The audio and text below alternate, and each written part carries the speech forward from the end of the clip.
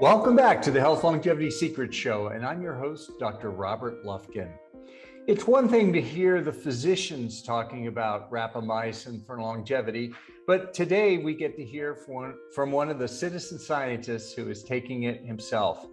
Our guest today is Gregg Davison, a student of longevity science. It began for him over 6 years ago when a news article making intriguing claims came to his attention. The series of scientific studies radically extended mouse lives up to 25% longer, all due to a drug that Gregg subsequently takes. Gregg's studies have grown, and today he speaks regularly about why and how we age and how a drug may be able to do for humans what it does for other species that it has been administered to. Gregg has a Bachelor of Science in Biology from the University of Utah. He has worked in the Gurney Cellular Lab on the Human Genome Project and also as a paramedic in the greater Salt Lake area for over 10 years. Before we start the episode, if you like what you hear, please consider supporting the work we do as well as joining us on your personal health longevity journey. You can do both by becoming a member of our community. The benefits include a private messaging area, live QA sessions, weekly premiere videos, product discounts, free giveaways, and much more. You can join for as little as $1 per month, and the first month is free. See the link in the show notes for more information. And now, please enjoy this conversation with Gregg Davison. Hey, Gregg, welcome to the show. Thank you, Robert. It's wonderful to be here. I'm so excited about talking with you today about one of my favorite subjects, rapamycin, and all the fascinating things you've learned about and that you're doing with yourself as a citizen scientist. But maybe before we do that, let's just take a moment, like we like to do, and set the stage and tell us a little bit about how you came to be interested in this fascinating area. I gotta say, it all has to do with a very interestingly named gentleman named Lagascani. About 6 years ago, I saw a news article that caught my attention. I didn't believe it at first. It sounded obscure and strange. I couldn't pronounce the gentleman's name.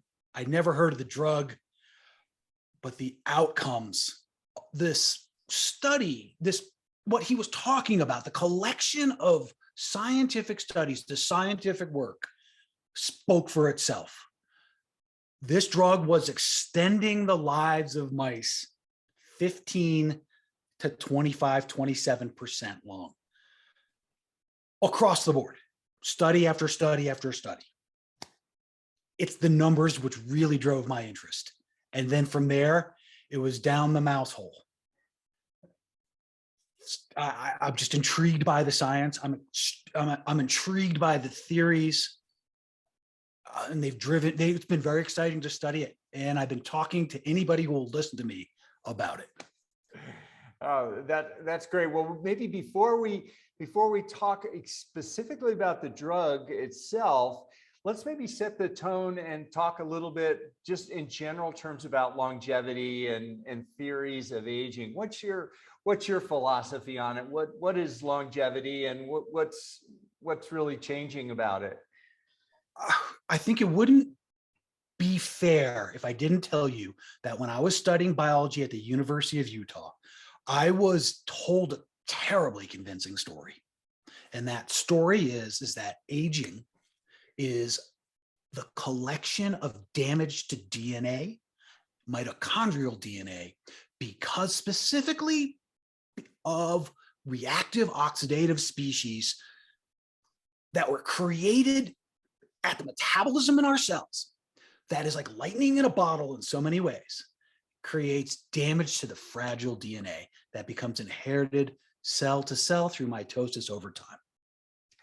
I have to admit, I know that story, and my day job is a professor at medical school, and I actually taught that when people ask, that's the standard answer that so many people hear across the board. So how has that changed? It has changed because it doesn't stand up to scientific rigor. When these reactive oxidative species are removed through antioxidants, we've all heard of those, bad things happen.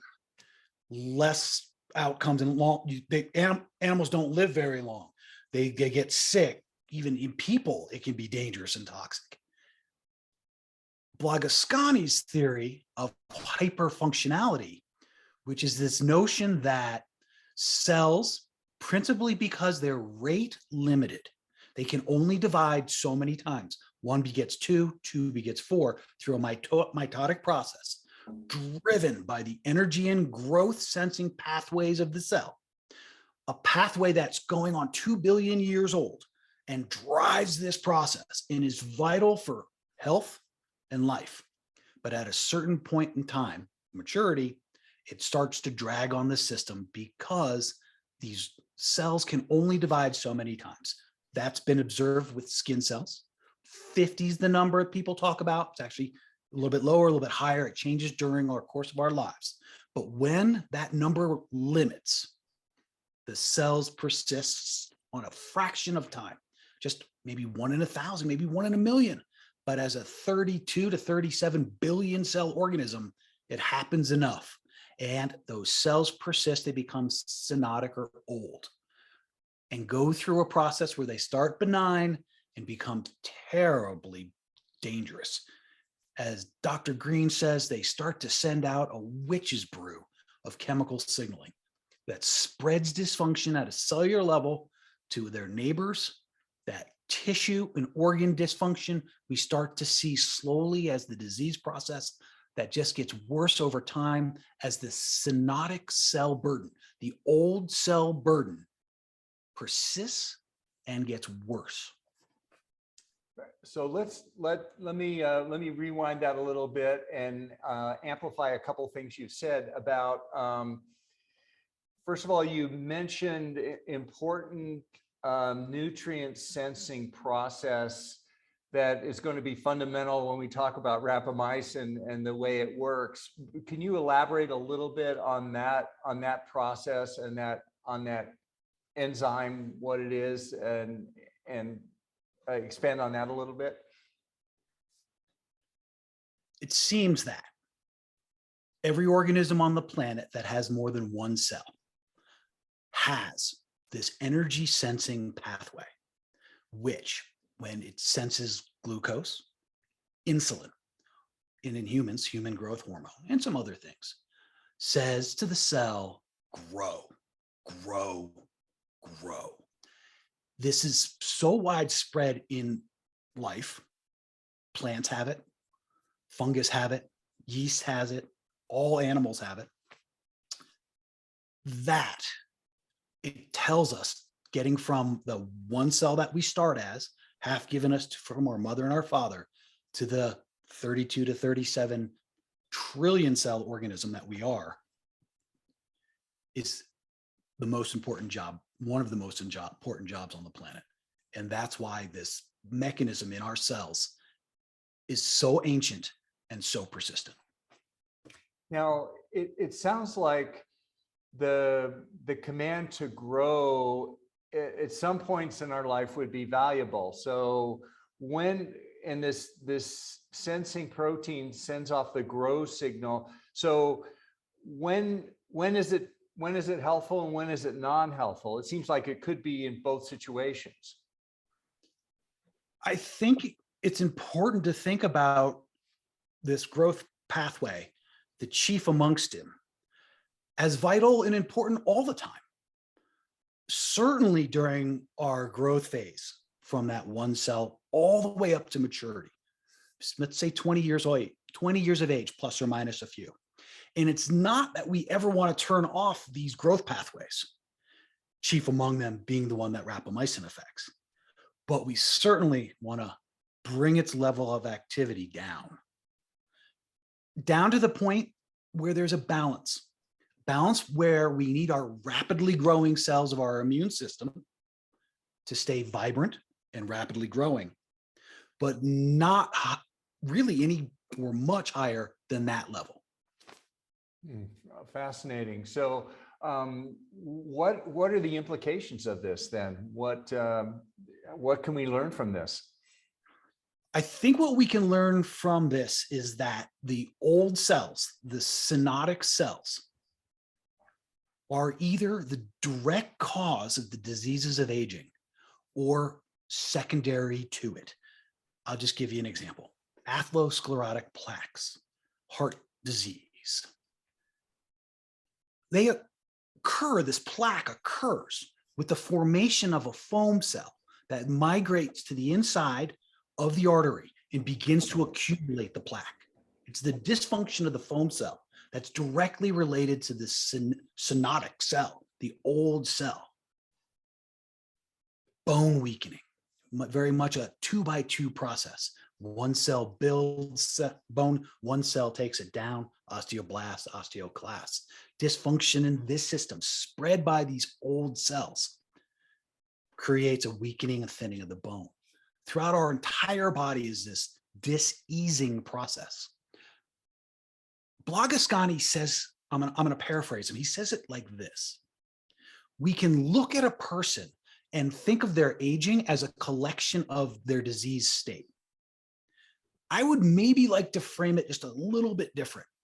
I think we can look at the synaptic cell burden, the burden that these old cells are putting on our tissues, organs, and body as a diseasing process. And that leaves us open to think about aging as something different than diseasing. We won't get there until we have enough people go through this process like naked mole rats do, the very long-lived rodent, with a negligible senescent burden. Yeah, you mentioned an important concept there, negligible senescence, and that's that's easy for me to say, negligible senescence, and that is one of the arguments against longevity being an accumulation of DNA mutations, gradual wear and tear, gradual over time. Maybe just expand a little on negligible senescence and why that's such a powerful concept for people thinking about longevity. And naked mole rats. Oh, my Toastmasters group is so terrified of naked mole rats.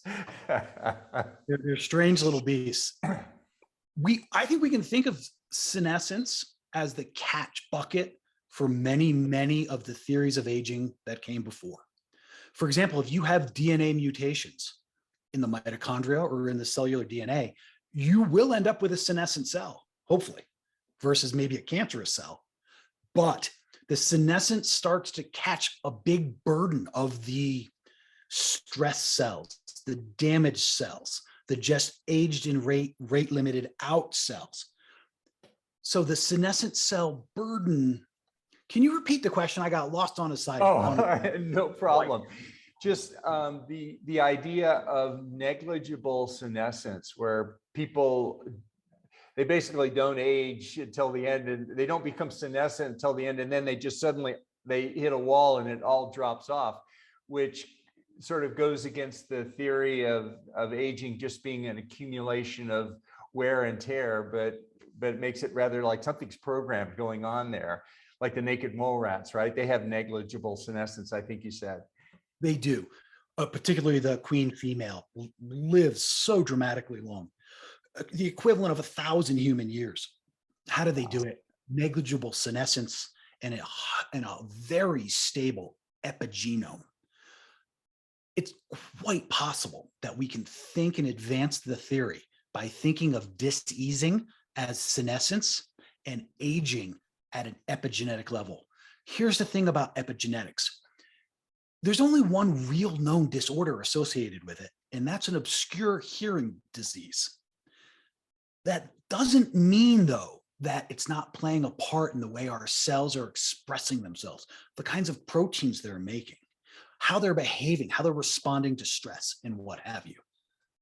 But the disease state, the disorders, that's being driven by the big gorilla in the room, or mouse, big mouse in the room, and that's the senescent burden. Yeah, that's fascinating. And the whole epigenetics, the the idea of these biological clocks to measure biological age by looking at the epigenome are fascinating, and even some of the approaches with reprogramming the epigenome with Yamanaka factors are really You said that better than I can't pronounce that. You said that so much. With the risk factor being the formation of blastomas, being able to drive a cell from senescence all the way back to pluripotence at the beginning of a stem cell, or to do it less. Recent 2017 study with mice drove the epigenome back, but not fully, intermittently. And the mice that had those factors applied lived 19% longer. Yeah, it's a fascinating area for research and development. But now this process going to senescence and this master nutrient system, what is rapamycin and how does that fit into the whole thing?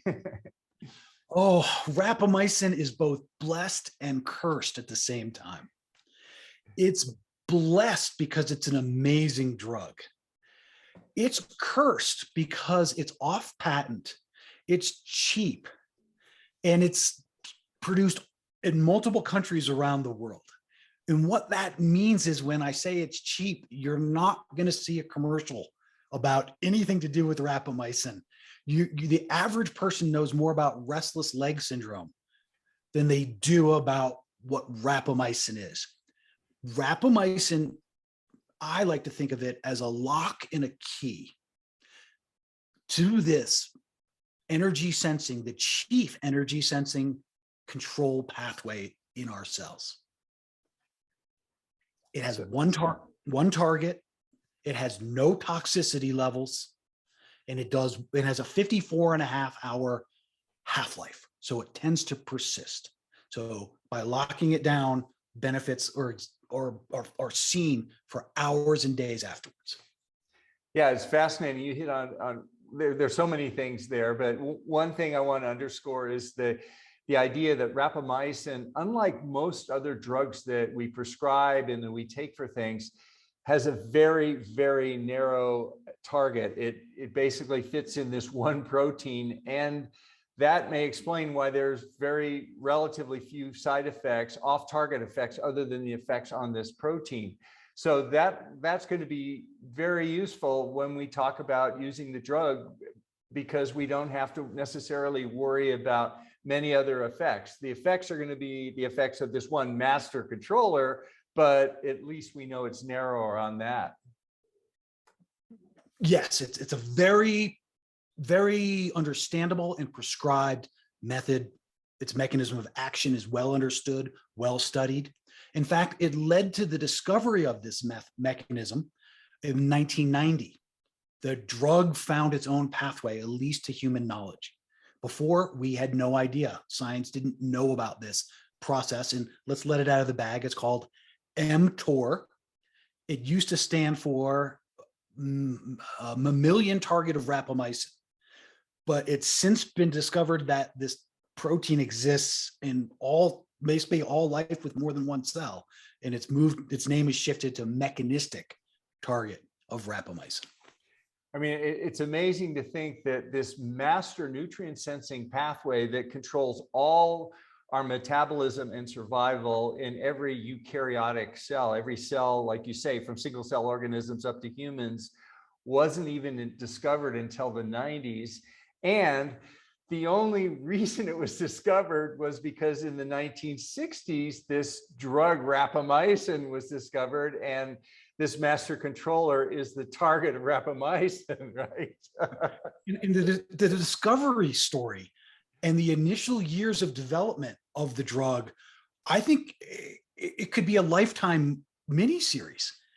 Discovered on Easter Island, pulled out of the dirt because an intriguing, and I can't recall the name of the gentleman who discovered it, but he saw something in the ground that triggered his intuition, his instincts. He took a sample And sure enough, you found this bacteria that could inhibit the growth of yeast.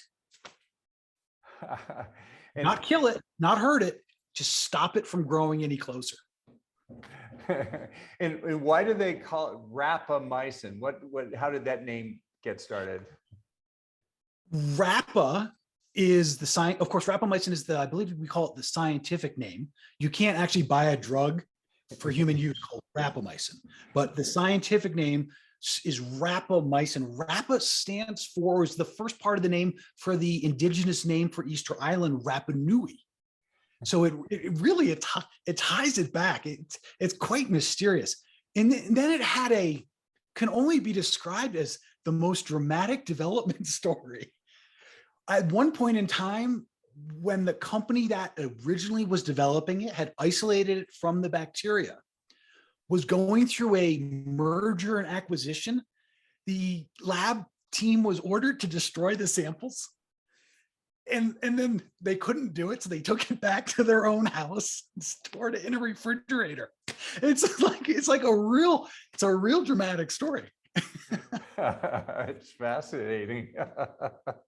So how did rapamycin come from being something that works on fungus to what it is today?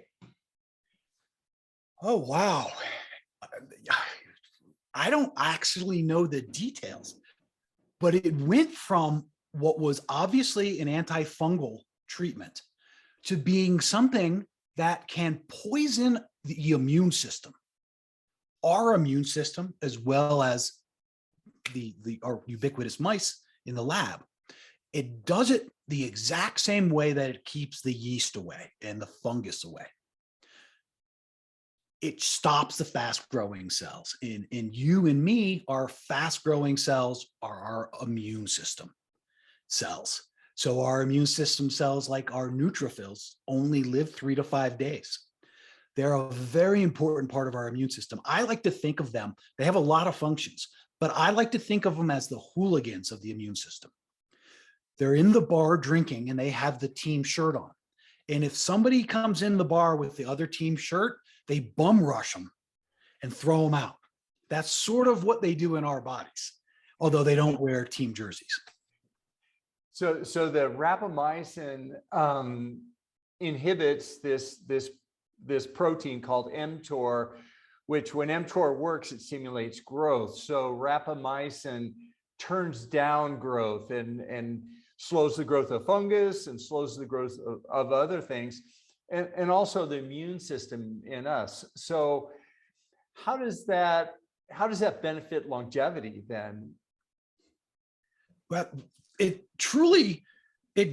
doesn't. If we're going to take it to the way that we would need to stop our immune system so that we can accept an organ transplant from somebody else, we're really not barking on the tree of longevity there. We're really just trying to survive and improve our quality of life for the remaining days or months or years that we have left.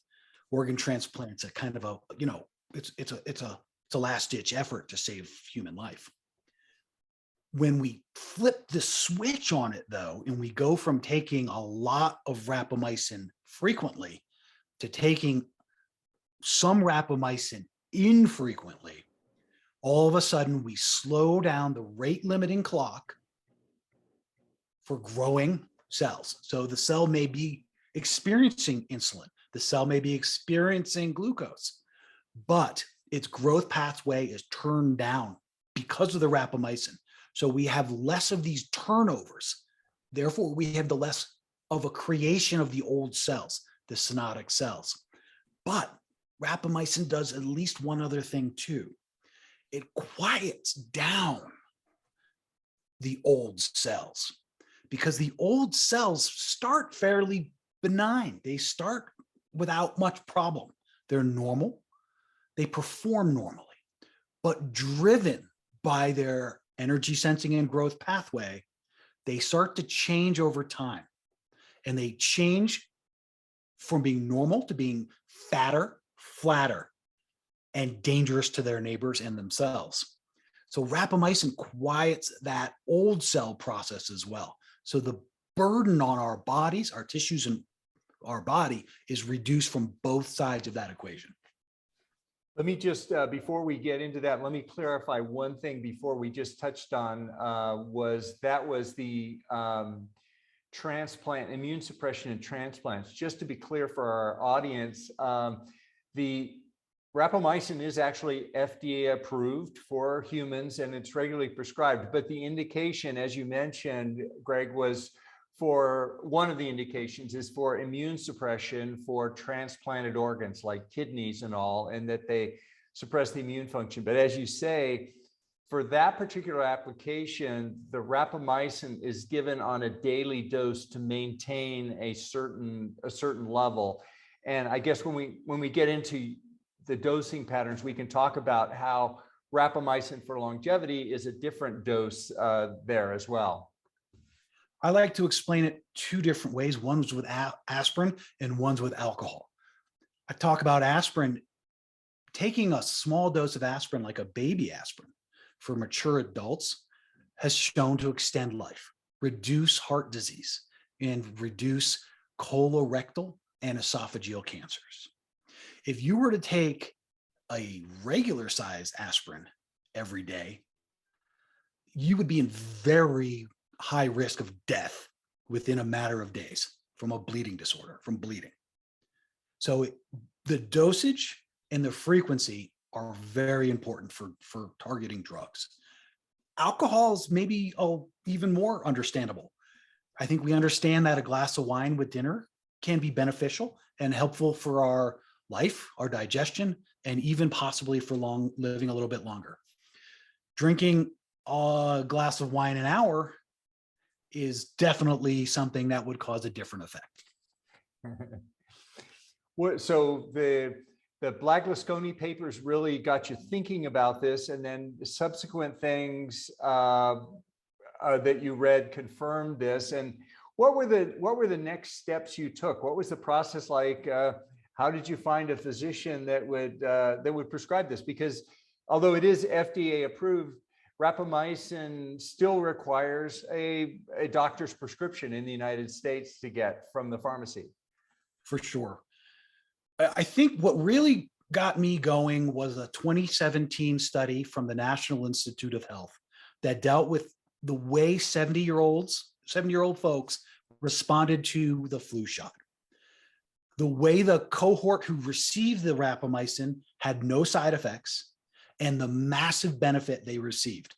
To me, if that didn't turn the understanding that there was massive benefit here, it was going to be on me. And I was already aware of a physician named Dr. Green practicing out of New York State. At that point in time, a few weeks later, I reached out to him via email and asked if he would be my prescribing doc. He said he would love to. This was right around when he had about 250 patients, but I would have to go to New York to go and see him. And that seemed and he recommended I speak to a physician or somebody like that, a practitioner locally in Utah, to attempt to get prescribed here in Utah. And I got to tell you, I did. I spoke to my physician, multiple physicians. I really ran into a brick wall. I did not find any docs who were willing to prescribe rapamycin to me. In fact, I got the strangest look under the sun, like there are better ways to hurt yourself kind of look. I found a wellness clinic in my hometown that was doing stem cell work, that had a non-prescribing healthcare provider. I think he has a master's in Chinese medicine, and he's a really wise guy. And he does a lot of podcasts where he was talking about mTor. I reached out to them because I know they had a prescribing network and physician type services. And I was able to, after a lot of arm twisting and pushing, to get the prescription for rapamycin that way. For your own, in this process, this decision process for yourself, what were you weighing as the risks to yourself versus the benefits that in making this decision? What was going through your head? Rapamycin has a lot of scary risks associated with it in the literature. everything from organ failure to strange bleeding to even death. I was convinced by reading Dr. Green's assessment of both himself as patient one and his few hundred patients who he'd been treating now for, I think, for about 3 years, 2.5 to 3 years, that absolutely none of that was observed. And that by changing the dosing schedule from daily to weekly or every 10 days or whatever have you, completely changes some of the outcomes of the side effects. And he talked about the side effects being possibly a soreness of the tongue, which I experienced. Both the first and third times I took rapamycin, I ended up with a kind of a hot spot on my tongue 6 to 10 hours after I took the drug. It was enough to wake me up at night, not enough to keep me up. And by the time I woke up in the morning, it was gone. It was kind of a very interesting experience. That was 3 years ago. I haven't experienced it since. And then also for me, one of the risk factors has been increased in lipid levels. I don't know if we're probably going to talk about that later, Robert, but that was sort of seen as the main risk factors. Oh, I left one out, and it was possibly taking too much rapamycin and driving down the white blood cell count in your body called the neutrophils. I was able to do a simple blood test 3 months after I started taking rapamycin and observed that the dosage for me had no change in the neutrophil level. Yeah, before we talk about neutrophils and lipids, if you want, how did you with your physician work out the dose? What was your strategy there, and how did you approach that? I went off the scientific literature, and much of the scientific literature looks to prescribe mice 0.02 milligrams per kilogram of mouse. We translated that into some body weight and came up with an idea, looked at Dr. Green's prescribing data, and just kind of threw a dart at the wall and came up with a number. For me, it was 6 milligrams. And did you ramp up to 6 milligrams, or did you just start with 6 milligrams cold turkey sort of? I did ramp up. I started 2, 4, and then 6. I see. And then the plan is to stay at 6. Is that right? I've been at 6 milligrams weekly for the last 2.5 years, a little bit more. And maybe talk about the lipids and any of those effects. You mentioned you checked your labs for the white blood cells. How often do you do that? I did it with intention. I did it at 3 months. And then my regular annual physical was about 6 months after that. So other than that, I've simply been checking that in a CBC blood test once a year. And it's been very stable. And how about lipids? What is the issue with lipids in rapamycin? Lipids, it's observed in some of the animal models, not necessarily humans, but in some of the animal models, that lipids can become dysregular, can elevate with long-term use of rapamycin.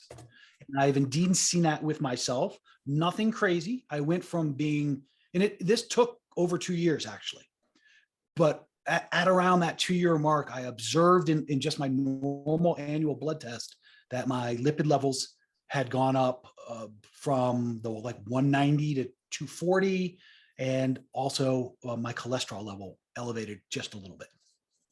Okay, and so it was across the board for triglycerides and LDL. Everything went up. Yes, everything just a little bit. Yeah, and well, we'll talk a little bit at the end about other things you do in your life as far as lifestyle and everything, and diets, and how that may have affected it. But so those were the side effects then that you were alert for, and you mentioned that the tongue, the aphthous ulcers that sometimes can occur, they went away. What about the other side? What about how do you know it's working? How do you know what's the positive side? How do you know that 6 milligrams a week is the right dose? Great question. I don't, some people really feel benefit of that reduction of the senescent cell, the burden that they're experiencing, whether that's in their kidneys or maybe how they're urinating at night or some other functions that are bothering atherosclerosis. For me, I didn't have any of those burdens. So I didn't observe any benefits directly, and I still don't, which is probably a good thing, right? From the prescription. So the question isn't, should I be taking less? The question is, should I take more? I haven't felt that there's a real benefit to taking more, although in the animal studies, it is shown that more in series does tend to drive better results. So I don't have a great answer for you on, I know that less isn't going to be better, but the question is, would more be better? And I don't know if a higher dose makes any sense for me. Yeah, and this, and of course, we're all facing the same thing. This is really the earliest stages of these potentially breakthrough longevity drugs. And the problem is, as we've discussed, we don't really have any endpoints to monitor it effectively to know how it's working. You know, it's not enough to say check back in 20 years and I'll let you know. You know, it's like. I can give you an anecdotal story because I just recently had a death in my family, and I traveled along with my brother, who's a few years older than me, to go spend time with my cousins who lost their mom. And my cousins are right around my age as well. We were sitting around a table, and this is now going on close to 3 years of being on rapamycin. And although I have younger cousins, there were some pretty profound responses the way I look compared to the way they look, ranging from age 47 to 50, 52 years of age. So I don't know what that means. We're all very related, have similar lifestyles, but it is what it is. Yeah, I mean, and the effects on the rapamycin, it's been dramatic in all body systems, including the skin. So it's not unreasonable to think about manifesting as skin changes as well as the other changes. But like you say, it's an issue with dose that there are very few side effects on one, which is good news, but on the bad news or the challenge is that there aren't really markers that it's working either. So, you know, we don't know whether the dose is too low or too high. And some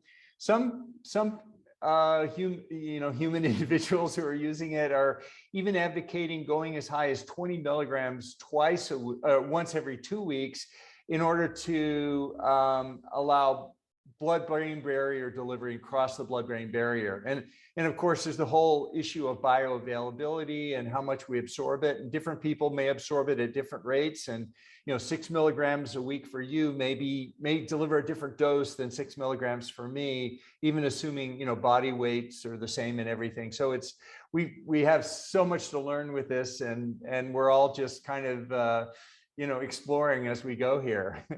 This has sort of been classically observed even through the standard way the drug has been used historically to suppress the immune system. If you read the literature, it doesn't deal with weight in people, it deals with volume.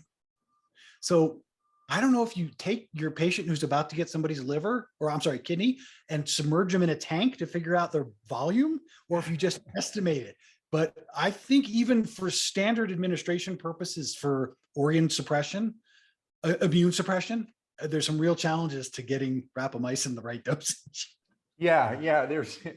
There's so many things we don't know the answer to, but like you've mentioned, there's so many really encouraging things about rapamycin, and just want to underscore a couple. One is that rapamycin, it not only slows down aging in the animal models, but it actually reverses them for certain phenotypes of aging, which is interesting. And so it actually can roll back age for myocardial fibrosis and other aging things. And then the other point is that if you think about a longevity drug, oftentimes you might have to administer it for the whole lifetime of the animal, but from from the interventions testing program due to a way one of their experiments was set up. They had the interesting results where rapamycin was delivered to the equivalent of 60 to 70-year-old mice, and the effect still took place. In other words, the mice didn't start taking rapamycin until they were already elderly, and they still got effects of it, which was pretty remarkable, which means it could be applied to a human, extrapolating mice to humans, et cetera, with all the caveats there.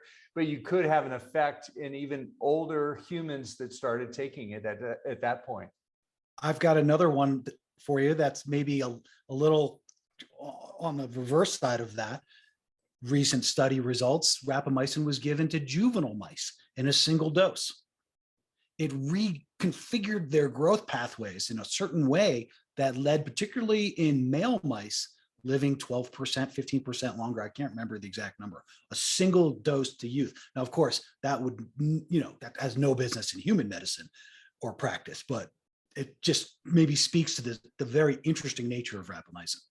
Yeah. I mean, one way that people conceptualize of rapamycin as mimicking calorie restriction, as this protein and then growth and all. And one thing that's consistently seen with calorie restriction animal models is the animals are smaller in size when they have it their whole life. So again, just hypothesizing here, like you say, we may not want to give rapamycin before age 25 or so until the growing up is completed. And then after that point, when you're growing, you're no longer growing up, but you're growing old, as Blagostoni says in his model, which is very compelling. Yes. So on rapamycin, do many of your colleagues take it? Do you have a rapamycin community there of users? Are you the point of the spear? And I am the point of the spear, but I have a handful of local folks here in my hometown, Park City, who have heard me speak that are really ready to go and under the care of a physician and get on rapamycin. Yeah, this is very exciting times, and you've emphasized senescence as part of your view of longevity and the important role it plays, and certainly that the literature supports that. And rapamycin is a powerful senolytic. In other words, killing senescent cells through activating autophagy by turning down mTor and all. Do you, in addition to rapamycin, have you looked at specifically taking other drugs to enhance destroying senescence, or other senolytic drugs as they're called? No, not yet. I just think for me locally, it's not that I wouldn't, but I think in particular, we're probably talking about a quercetin and dinostrative. Did I pronounce that right? Mm-hmm. Which is a dasatinib. Yeah. You pronounce it all different ways. Yeah. A powerful cancer drug, which has proven highly successful at targeting senescent cells, at least in one tissue type, and assisting the body in removing them, encouraging the removal of these old burdensome cells. I don't think my local physician group would be into that at all. That might be a bridge too far, for at least for now. Although Dr. Green is doing it and has shown safe administration for months, if not years. So that's very encouraging. One other thing I take highly specific towards longevity is a supplement that's lithium. I take a microdose of lithium every day. Basically because lithium makes cells tough. When a cell is stressed, either from sunlight or energy production or chemical, cells that have lithium stay healthy and viable, and cells that don't have lithium either go through a self-destruction process or end up as synaptic cells. So lithium helps reduce that synaptic cell burden as well, not by quieting down senescent cells, but by reducing the number that are produced over time. And population studies in Japan have shown that people with groundwater that have higher levels of lithium have a reduction in all-cause mortality. Love that word, all-cause mortality. Just a great catch basin of health and longevity. All-cause mortality is reduced with higher levels of lithium. It's dirt cheap and easy to get, very safe to take. Interesting. Yeah, we've heard some of the other people talk about lithium as well. Back to senolytics and those, Dr.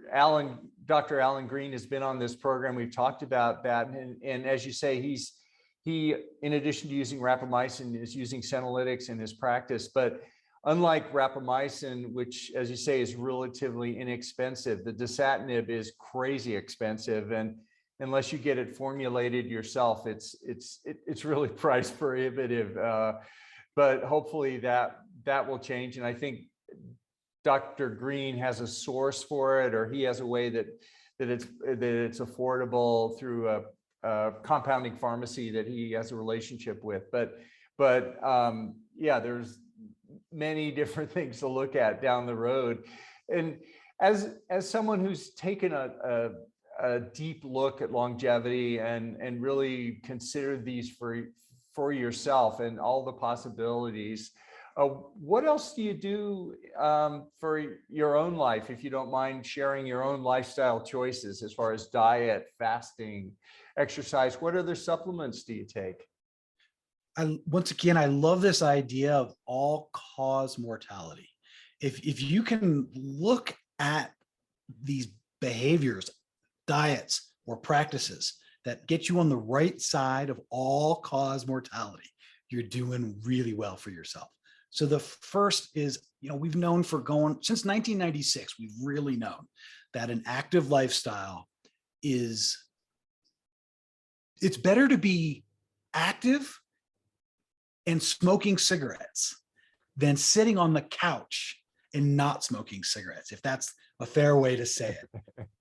So I live an active lifestyle, and I think we can describe an active lifestyle today as 7,000 steps, or the new 10,000, and 10 minutes of HIIT training. Just for me personally, 10 minutes of any kind of physical action, which hits HIIT, is intense, is what you need to kind of check that box. So I enjoy that.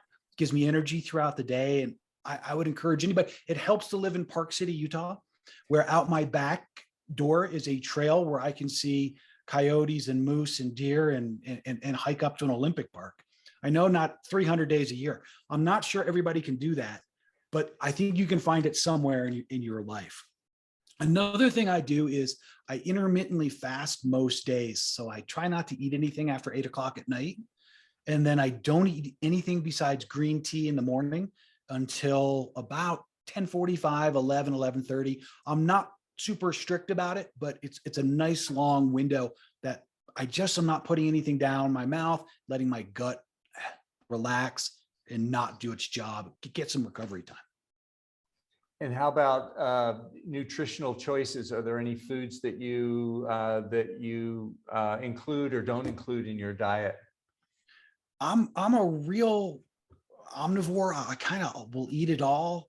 I try to eat a plant-based diet, but I definitely eat plenty of meat products. My wife and I have tried to do a Monday meatless day, which has been a lot of fun because we enjoy cooking together. It's something we do together. We talk about it, we plan it. So that's fun. But it's not really something that I've brought into my lifestyle. On advice of my physician, I'm taking fish oil to help counteract some of the increases in lipids. I'm not exactly sure how that works, but it's been observed. And then as far as other medications, metformin, some people take that for longevity. And I can see why. Metformin, if it's cheaper than dirt, you can probably get it from your doc without the look. If you ask for rapamycin, you're going to have to explain what rapamycin is to your doc. You're not going to have to with metformin. And it's very, very tolerable, even at low doses for people who aren't diabetic. So it's a great drug. And there's a UK study which shows that being diabetic and taking metformin is a better outcome than not having diabetes. That's amazing. Mm-hmm. One other thing I do regularly as a practice is I donate blood, and I have a very low blood storage of iron called ferritin. Yeah, it's another thing that other people have been using. Well, this has been so great today, Gregg. Maybe we're going to be sharing in the show notes the articles we talked about, the references. We're also going to have your YouTube channel and your website in there. But for people who are listening to this presentation as a podcast and don't have access to the show notes, maybe you could just tell us right now what those are and how they can access them. The website is longevitySci.com, and the YouTube channel is Longevity Science Explained, where I just do a deep dive on cool, scientific, very nerdy studies and try to de-nerd them and make them kind of fun to with ideas on how you can maybe benefit from this cutting edge and rapidly growing science. I love it. This has been so much fun today, Gregg. I really appreciate you taking the time to spend an hour with us and share all the great things you're doing with your own choices in your life and work with Rapamycin. Thank you so much. Thank you, Robert. It's been so much fun. I really appreciate the opportunity. Note, this is not intended to be a substitute for professional medical advice, diagnosis, or treatment. Always seek the advice of your physician or other qualified health provider with any questions you may have. Never disregard professional medical advice or delay in seeking of it because of something you have seen here. If you find this to be of value of you, please hit that like button and subscribe to support the work we do on this channel. Also, we take your suggestions and advice very seriously. Please let us know what you'd like to see on this channel.